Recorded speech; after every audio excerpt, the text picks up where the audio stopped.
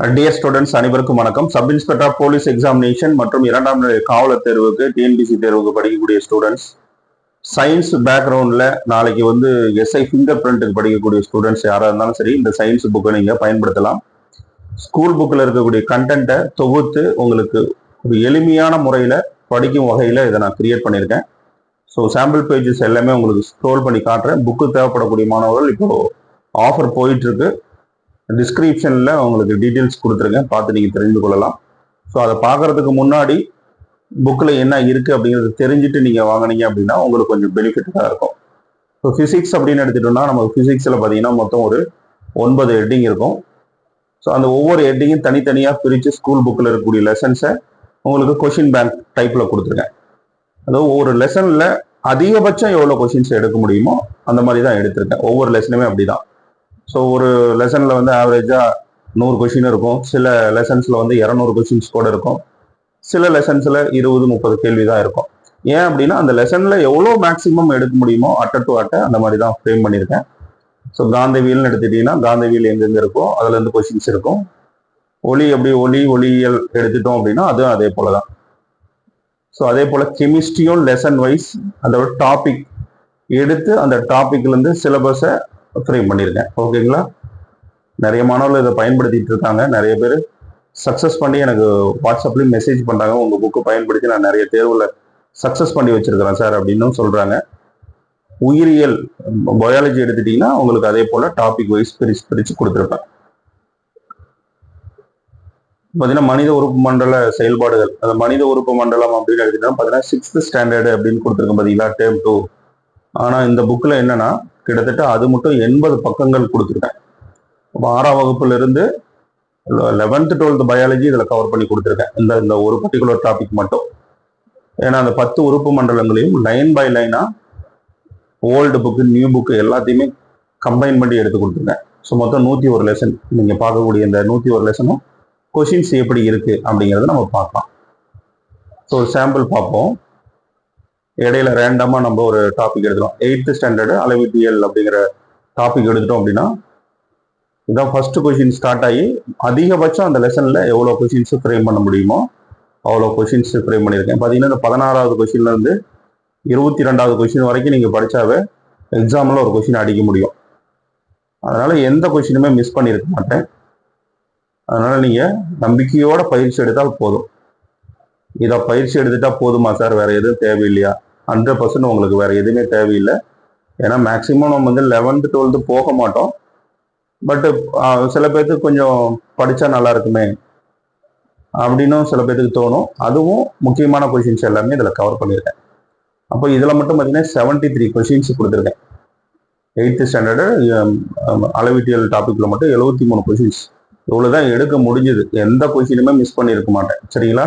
இப்போ அதுக்கான answer key question number 1லேருந்து 73 வரைக்கும் புக்கு வாங்கின வாட்டி நீங்கள் கொஷினை படித்து பார்த்துட்டு நீங்கள் ஆன்சர் கீயை செக் பண்ணிக்கலாம். இப்போ 72வது கொஷின், மிர்சாபூர் எந்த மாநிலத்தில் அமைந்துள்ளது? மத்திய பிரதேசமா, சத்தீஸ்கரா, உத்தரப்பிரதேசமா, பீகாரா?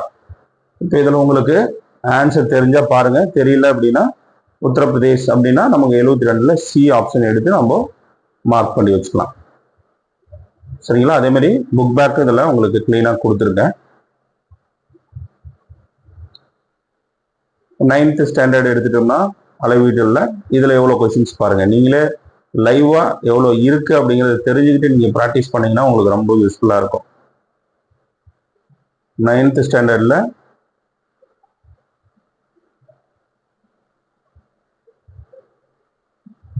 ஸோ கொஷின்ஸு எல்லாமே பார்த்தீங்கன்னா உங்களுக்கு எக்ஸாமில் எப்படிலாம் கேட்கறதுக்கு வாய்ப்புகள் இருக்குது அப்படின்னு சொல்லி ஃப்ரேம் பண்ணி கொடுத்துருக்கேன். 5 மார்க் தானே வருது டிஎன்பிசிக்கு. இந்த புக் யூஸ் ஆகுமா? 5 மார்க்காக இருந்தாலும் 1 மார்க்காக இருந்தாலும் நம்ம படிக்க வேண்டியது நம்மளுடைய கடமை. 92 கொஷின்ஸ் இருக்குது இந்த 9th ஸ்டாண்டர்டில் மட்டும். 1லேருந்து 92 வரைக்கும் கீ ஆன்சரை கொடுத்துருக்கேன். அப்புறம் அதுக்கு பிறகு இப்போ இந்த 92 கொஷின்லேயே உங்களுக்கு இந்த பாக்ஸ் கொஷின்ஸ் எல்லாமே அடங்கிடும். மேலும் அறிந்து கொள்க, தகவல் பேழை, இந்த மாதிரி ஜிகே கொஷின்ஸ் பாக்ஸ் பண்ணி கொடுத்துருக்காங்களே அது எல்லாமே உங்களுக்கு இந்த உள்ளுக்குள்ளேயே வந்துடும். அந்த புக்குக்குள்ள புக் பேக் மட்டும் தனியாக கொடுத்துருப்பேன். சரிங்களா? அது இல்லாமல் இந்த புக்கு வாங்கக்கூடிய மாணவர்கள் 24/7 நீங்கள் எப்போ வேணாலும் அது டவுட் இருந்ததுன்னா நீங்கள் அதை ஒரு ஸ்க்ரீன்ஷாட் எடுத்து அனுப்பி விட்டுட்டு என்னென்னு டவுட் கேட்டுட்டீங்கன்னா ஃப்ரீயாக இருக்குள்ள நான் கிளியர் பண்ணிடுவேன். ஸோ எந்த ஒரு புத்தக நிறுவனத்திலையும் அந்த மாதிரி ஃபாலோ பண்ணுறாங்களான்னு எனக்கு தெரியல. நான் ஃபாலோ பண்ணி கொடுத்துட்டு தான் இருக்கேன். ஸோ இது ஃபிசிக்ஸில் ஒரு சாம்பிள் பார்த்தோம். அடுத்து கெமிஸ்ட்ரியில் ஒரு சாம்பிள் பார்ப்போம்.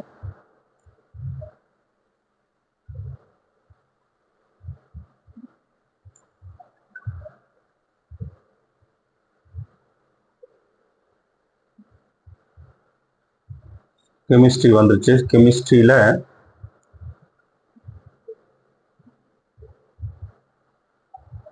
ஒரு முழுமையான டாபிக் எடுத்தால் தான் உங்களுக்கு தெரியும். அதுக்காக வெயிட் பண்ணுங்க, தெரிஞ்சுக்கலாம்.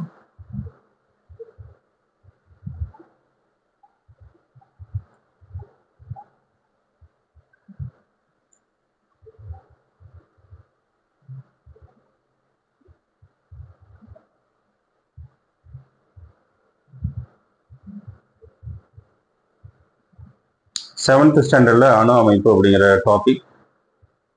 ஸோ இந்த பாடத்தில் எவ்வளோ கொஷின்ஸ் எடுக்க முடியும்?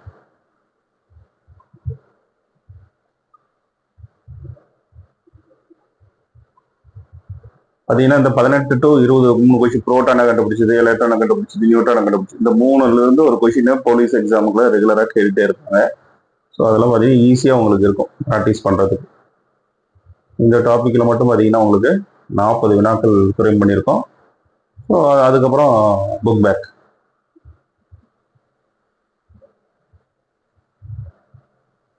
அடுத்தது 8th ஸ்டாண்டர்ட். இந்த மாதிரி வரிசையாக உங்களுக்கு போயிட்டே இருக்கும். பயாலஜியில் சாம்பிள் பார்ப்போம்.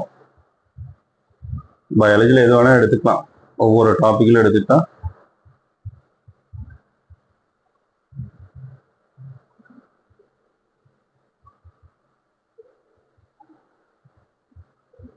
பத்தாம் வகுப்புல தாவரம் மற்றும் விலங்கு ஹார்மோன் அப்படிங்கிற டாபிக் எடுத்துட்டோம்னா அதில் இருக்கக்கூடிய கொஷின்ஸ், அதாவது தாவர மூப்பை தாமதப்படுத்தும் ஹார்மோன், விதை முளைக்க பயன்படும் ஹார்மோன், விதையின் ஓய்வு காலத்தில் பயன்படும் ஹார்மோன், பழம் பழுக்க வைக்க பயன்படும் ஹார்மோன், தாவர ஹார்மோனில் முதலில் கண்டுபிடிக்கப்பட்டது. இதெல்லாம் பார்த்தீங்கன்னா எஸ்ஐ எக்ஸாம்லாம் கேட்ட கேள்விகள்.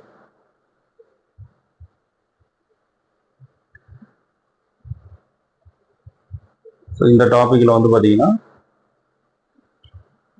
க்ரஷர் சரியாக ஒர்க் ஆக மாட்டேங்குது, அதனால தான் லேட் ஆகுது.